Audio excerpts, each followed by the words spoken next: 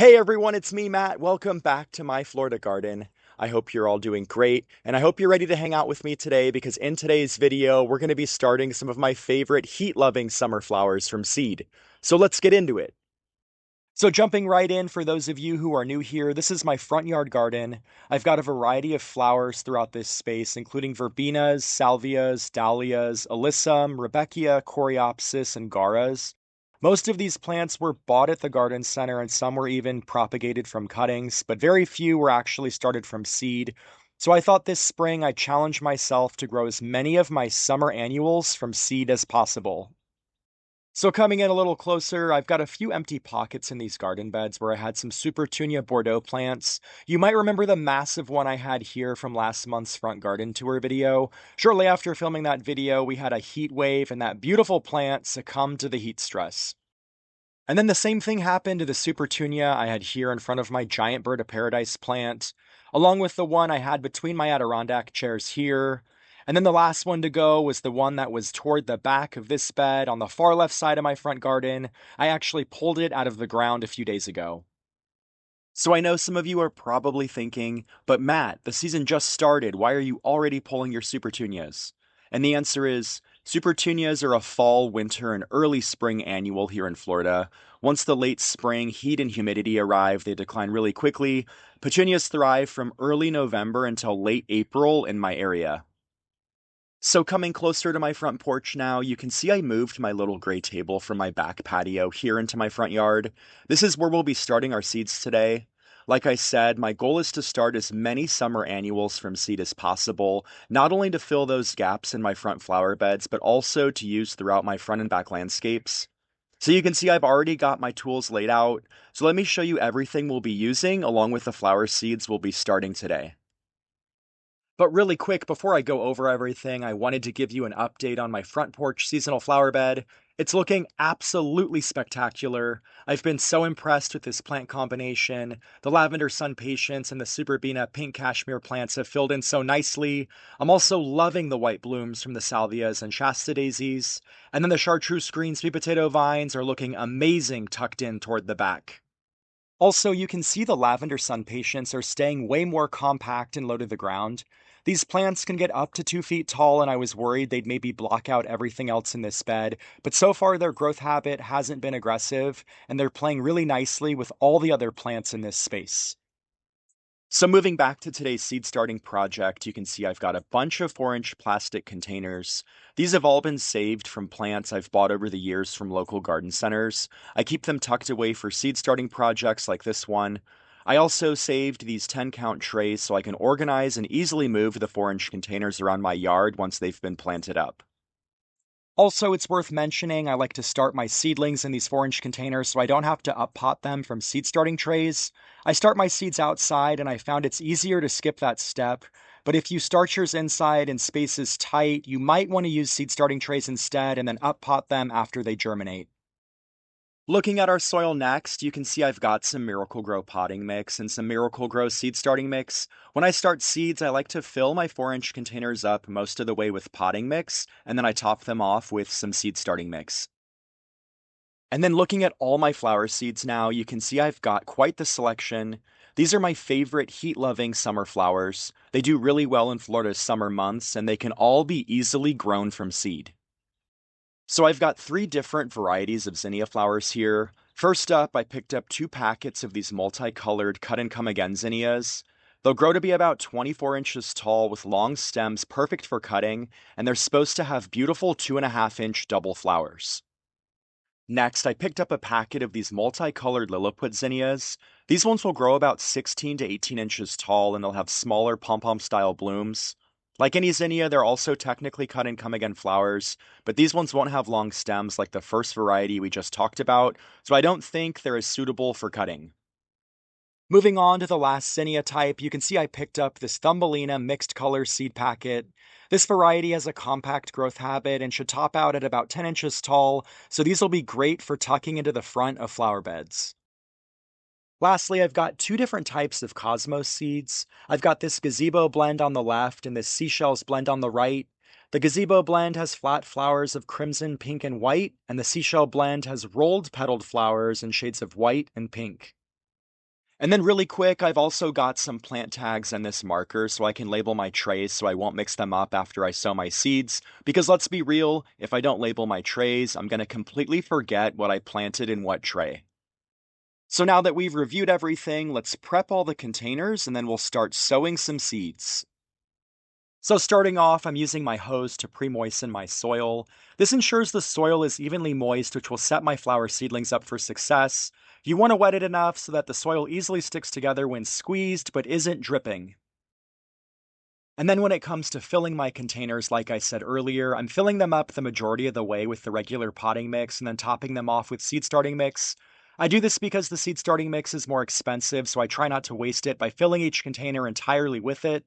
This approach allows the seeds to easily germinate in the finer seed starting mix and then root into the regular potting mix toward the bottom.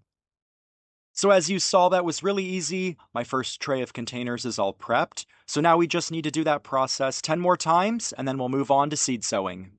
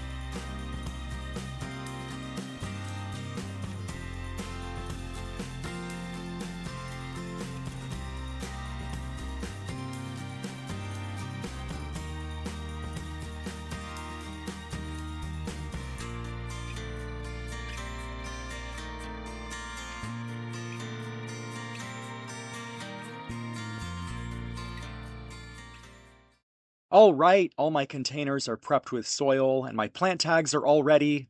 So I've got a total of 11 trays here. I'm going to sow 2 trays of each flower variety and then an extra third tray of the taller 24-inch cut and come again zinnias. So let's get to it now and start sowing some seeds. So this seed sowing process is really simple. I'm using a pen to make little planting holes in each container. All these seeds need to be planted at a depth of about 1/4 of an inch, so I'm just barely pushing the pen into the soil surface to make my planting holes. Next, I'm placing about 2 to 3 seeds in each hole and then I'll cover them over with soil, and then I'll use the misting setting on my hose end sprayer to water them all in thoroughly.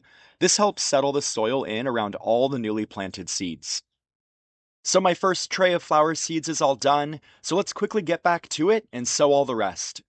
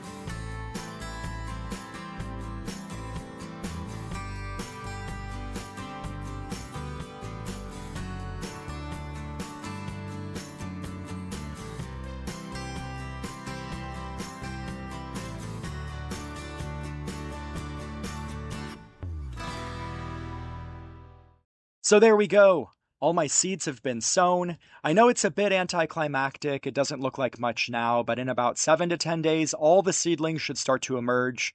It'll be important to keep the soil in these containers evenly moist until they start to germinate. You don't want to let them dry out because it could mess up the entire process.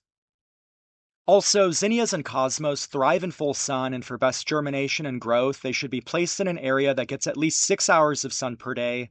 A little shade during the hottest part of the afternoon won't hurt them, but generally they thrive in as much sun as possible. I'm going to keep all these trays on my back patio where they'll get a ton of sun, so let's wrap up this project by moving them over there now.